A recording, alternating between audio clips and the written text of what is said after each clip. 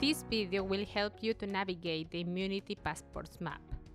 This map synthesizes key concepts of immunity and it's divided into three main sections. The center is dedicated to the concept of immunity. On the left, you will find the threats to spread the virus. On the right, you will find the prevention strategies that have been in place to overcome the spread of the virus. There are other important aspects included in the map that have been changing our understanding of immunity. These aspects include certain determinants of the population. Now let's explore each of these sections in more detail. In the center, you will find the different ways to acquire immunity. These two ways include immunity after infection and recovery and immunity after vaccination. Immunity after infections means that people produced antibodies to attack the virus, and also they develop T cells that help to a specific and more precise recognitions of the virus. The other possible way to have immunity is after vaccination. At the moment, there are 3 different vaccines available in the UK, and all of them require 2 doses.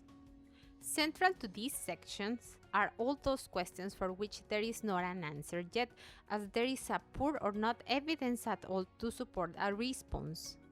We invite you to reflect on these questions, but mostly we want to hear which questions do you have about immunity that for you will be very meaningful to have an answer.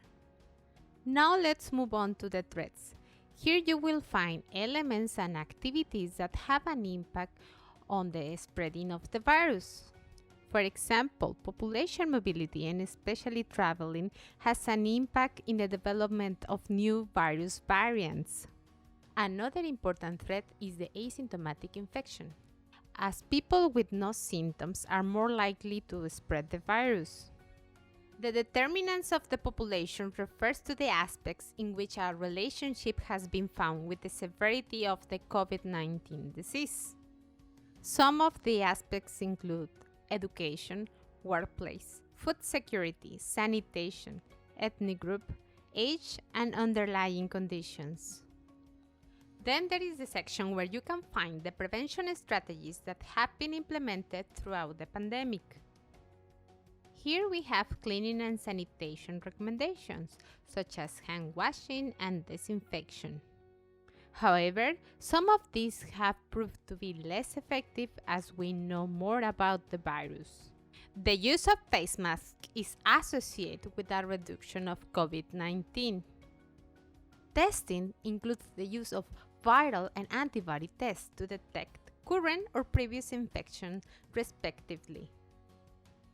Test and Trace aims to identify recent contacts of anyone who tests positive for COVID-19. Then, we have Testify how the healthcare system has adapted its services to cope with the needs of the pandemic. Examples include the development of novel ventilators and temporary facilities. These interventions aim to reduce new pressures and negative impacts on the healthcare system.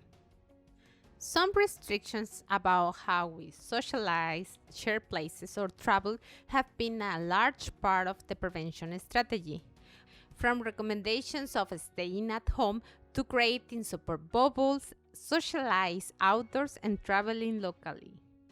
Finally, we have the immunity passports that aim to support the return to work, travel, or socialize without restrictions. We would like to hear your views about them. What could be the purpose of the passport, and what intended and unintended consequences could emerge from their implementation? We invite you to check the map in more detail and share your feedback and comments with us.